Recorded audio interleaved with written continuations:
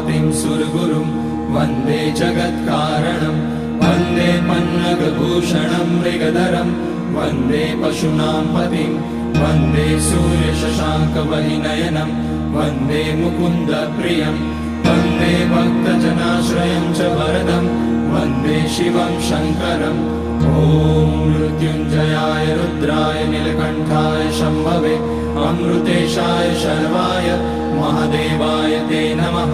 नमस्तेऽस्तु भगवन् विश्वेश्वराय महादेवाय त्र्यम्बकाय त्रिपुरान्तकाय त्रिकाग्निकालाय कालाग्निरुद्राय नीलकण्ठाय मृत्युञ्जयाय सर्वेश्वराय सदाशिवाय श्रीमान् महादेवाय नमः।